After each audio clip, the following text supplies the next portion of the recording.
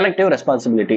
So இந்த collective responsibility அப்படிங்கிற இந்த டேர்மே நம்ம பார்த்தோம் அப்படின்னா ஒட்டுமொத்தமா யாருக்கும் நம்ம வந்து ரெஸ்பான்சிபிளா இருக்கணும் அப்படிங்கிறது இந்த மீனிங் நமக்கு புரியும். ஸோ இப்போ யாருக்கு யார் ரெஸ்பான்சிபிளா இருக்கணும் அப்படிங்கிறது பார்த்தோம்னா இந்த கான்ஸ்டியூஷன் சப்ஜெக்ட்ல பொறுத்த வரைக்கும் இது கான்ஸ்டியூஷன் வர்றதுனால நம்ம யாருக்கு இது வந்து அப்ளை ஆகும்னு பார்த்தோம் அப்படின்னா பார்லிமெண்ட்லயும் அப்புறம் ஸ்டேட் லெஜிஸ்லேட்டிவ் அசம்பிளிலையும் இருக்கக்கூடிய கவுன்சில் ஆஃப் மினிஸ்டர்ஸ்க்கு இது அப்ளை ஆகும். சரி, இப்போ கவுன்சில் ஆஃப் மினிஸ்டர்ஸ்னா யாரு அப்படின்னா அந்த பர்டிகுலர் அசம்பிளில இப்போ வந்து பார்லிமெண்டா இருந்தாலும் சரி இல்ல ஸ்டேட் லெஜிஸ்லேட்டிவ் அசம்பிளியா இருந்தாலும் சரி இங்க இருக்கக்கூடியவர்கள்ல ஆல்ரெடி இப்போ எம்பி இப்போ பார்லிமெண்ட்ல வச்சுப்போமே, பார்லிமெண்ட்ல எம்பிஸா ஆல்ரெடி இருப்பாங்க இல்லையா, லோக்சபா ராஜ்யசபா இந்த 2 ஹவுஸ்லயும் எம்பிஸா யாராவது எல்லாருமே இருப்பாங்க இல்லையா, அவங்கள வந்து பர்டிகுலரா சில பேரை வந்து பிக் பண்ணி அவங்கள வந்து கவுன்சில் ஆஃப் மினிஸ்டர்ஸ் அப்படிங்கிற அந்த பதவியில உட்கார வைப்பாங்க. அப்போ இவங்க மட்டும் தானே பார்த்தா கிடையாது, வெளியே இருந்தும் அவுட் சோர்ஸும் பண்ணுவாங்க.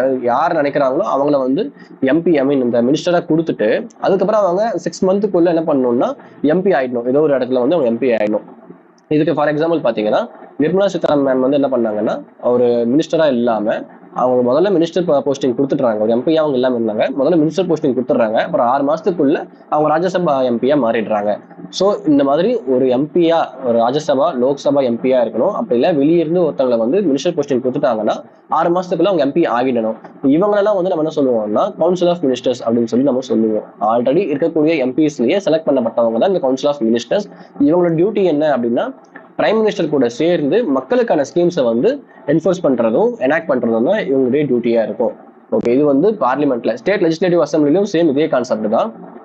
சீஃப் மினிஸ்டர் என்ன பண்ணலாம் அப்படின்னா அந்த ஸ்டேட்டுக்கு உண்டான கவுன்சில் ஆஃப் மினிஸ்டர்ஸை வந்து பிக் பண்ணிக்க முடியும். அவங்க வந்து எம்எல்ஏஸ்ல இருந்து இருப்பாங்க. ஓகே, இப்போ இந்த இடத்துல இப்போ கான்செப்ட் என்ன அப்படின்னா கலெக்டிவ் ரெஸ்பான்சிபிலிட்டி அப்படிங்கும் போது இந்த கவுன்சில் ஆஃப் மினிஸ்டர்ஸ் எல்லாருமே ஒட்டுமொத்த கவர்மெண்ட்டுக்கு வந்து கலெக்டிவா ரெஸ்பான்சிபிளா இருப்பாங்க. அப்ப ஒட்டுமொத்த கவர்மெண்ட்டுக்கும் கலெக்டிவா ரெஸ்பான்சிபிளா எப்படி அப்படின்னா ஏதோ ஒரு மினிஸ்டர் மேல யாருக்காவது வந்து அதிருப்தி ஏற்பட்டிருக்கு அப்படின்னா நோ கான்ஃபிடன்ஸ் மோஷனை வந்து இந்த லெஜிஸ்லேச்சர்ல கொண்டு வந்தாங்க அப்படிங்கும்போது அந்த ஒட்டுமொத்த கவர்மெண்ட்டுமே வந்து டிசால்வ் ஆயிடும். எனக்கு இந்த மினிஸ்டர் மட்டும் தான் வந்து தப்பு பண்ண மாதிரி தெரியுது, நான் நோ கான்ஃபிடன்ஸ் மோஷன் கொண்டு வரேன் அப்படிலாம் கொண்டு வர முடியாது. ஒரு மினிஸ்டர் தப்பு செஞ்சதா தோணுச்சுன்னா கூட நோ கான்ஃபிடன்ஸ் மோஷன் கொண்டு வராங்க அப்படின்னா ஒட்டுமொத்த அந்த லெஜிஸ்லேச்சருமே வந்து டிசால்வ் ஆயிடும். இப்போ வந்து ராஜ்யசபா எம்பியாவே அவர் இருந்தாலும் கூட அவர் வந்து டிசால்வ் ஆகட்டா, இதுலயும் வந்து அவரும் வெளியே வந்துடுவாரு. ஏன், இது வந்து நம்ம ராஜ்யசபா எம்பி தானே, பர்மனன்ட் போஸ்டிங் தானே, நீக்க முடியாதுல்ல, அப்படிலாம் கிடையாது. ஏன்னா அவர் கவுன்சில் ஆஃப் மினிஸ்டர் கீழே வந்துடுறதுனால அவருமே வந்து இதுல இருந்து ரிசைன் ஆயிடணும் அவரு.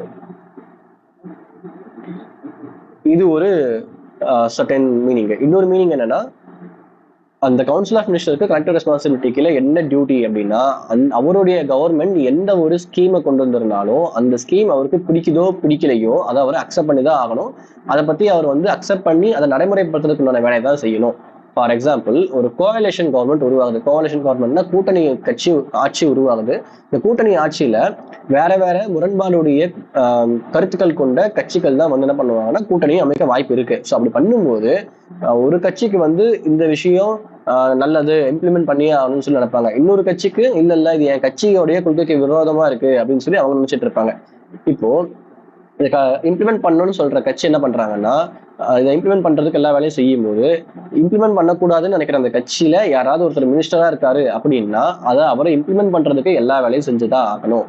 ஒருவேளை அவருக்கு அது பிடிக்கல அப்படின்னா அவரோட போஸ்டிங்கை ரிசைன் பண்ணிக்கணும் தவிர்த்து இதை வந்து அவர் இம்ப்ளிமெண்ட் பண்ண மாட்டேன்னு சொல்ல முடியாது. ஸோ இதுதான் கலெக்டிவ் ரெஸ்பான்சிபிலிட்டி அப்படிங்கிறது. ஸோ இருவேறு கொள்கைகள் கூடிய கட்சிகள் வந்து ஒரு கூட்டணி ஆட்சிக்கே வராங்க அப்படிங்கும்போது ஒரு கட்சியுடைய சித்தாந்தத்துக்கு உட்பட்டு ஒரு விஷயத்தை இம்ப்ளிமெண்ட் பண்றாங்க அப்படிங்கும்போது அது இன்னொரு கட்சியில சேர்ந்தவங்க ஒருவேளை கவுன்சில் ஆஃப் மினிஸ்டர்ல பதவி வகிச்சாங்க அப்படின்னா அதை அவங்க ஆதரிச்சுதான் ஆகணும்.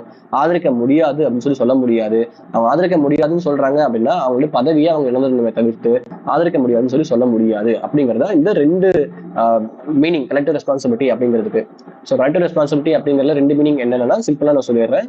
ஒட்டுமொத்தமா ஒரு பார்லிமெண்ட்டுக்கோ இல்ல வந்து ஸ்டேட் லெஜிஸ்லேட்டிவ் அசம்பிளிக்கோ ஆக மொத்தம் ஒரு கவர்மெண்ட்டுக்கு வந்து கவுன்சில் ஆஃப் மினிஸ்டர்ஸ் ஒட்டுமொத்தமா வந்து ரெஸ்பான்சிபிளா இருக்கிறது தான் கலெக்டிவ் ரெஸ்பான்சிபிலிட்டி அப்படிங்கிறது. ஒருத்தங்க வந்து யாராவது நோ கான்ஃபிடன்ஸ் மோஷன் கொண்டு வராங்க அப்படின்னா அது ஒட்டுமொத்தமா அந்த கவுன்சில் ஆஃப் மினிஸ்டர்ஸ்க்குமே பாதிப்பு ஏற்படும்.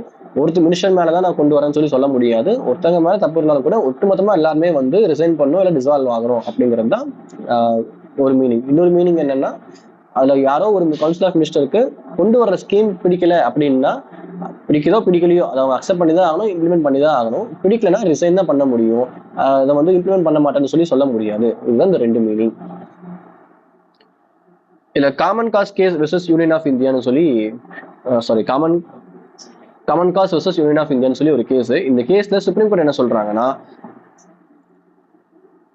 கவர்மெண்ட்டுடைய எல்லா மெம்பர்ஸும் ஒரு பாலிசியை சப்போர்ட் பண்ணும். All the members of the government are unanimous in support of policy. ரெண்டாவது point, ministers are responsible for success and failure of the policies. So ஒரு கவுன்சில் ஆஃப் மினிஸ்டர்ஸா இருக்காங்க அப்படிங்கும்போது ஒரு கவர்மெண்ட் பாலிசி இம்ப்ளிமெண்ட் பண்றாங்க அப்படின்னா அவங்க எல்லாத்தையுமே அவங்க வந்து சொல்லிதான் ஆகணும், அப்புறமே அக்செப்ட் பண்ணி தான் ஆகணும், அதை இம்ப்ளிமெண்ட் பண்றதுக்கு எல்லா வேலையும் செஞ்சுதான் ஆகணும். அப்புறம் அந்த பாலிசியோட சக்சஸ் ஃபெயிலியர் இந்த ரெண்டுத்துக்குமே எல்லா மினிஸ்டர்ஸுமே தான் ரெஸ்பான்சிபிள். தனித்தனியா இவர் மட்டும் தான் ரெஸ்பான்சிபிள் சொல்ல முடியாது. இதுதான் கலெக்டிவ் ரெஸ்பான்சிபிலிட்டின்னு சொல்லி இந்த கேஸ் சொல்லியிருக்காங்க. அப்புறம் டாக்டர் B.R. அம்பேத்கர், இந்த ஒரு ஜிகே மாதிரி தான், டாக்டர் B.R. அம்பேத்கர் என்ன பண்ணியிருக்காரு அப்படின்னா, இந்த கோவலேஷன் கவர்மெண்ட் ஃபார்ம் ஆகும்போது அந்த கூட்டணி கட்சியை கட்சியை ஆரம்பிச்சிருந்தாரு. ஸோ அந்த கூட்டணி கட்சியில அவர் இருக்கும்போது இந்த கருத்துக்கள் அவருக்கு பிடிக்கல, அந்த என்ன இம்ப்ளிமெண்ட் பண்றாங்களோ அந்த விஷயம் வந்து அவருக்கு பிடிக்கல அப்படிங்கறதுனால அவரு ரிசைன் செஞ்சுட்டாரு. ஸோ இதுதான் கலெக்டிவ் ரெஸ்பான்சிபிலிட்டி.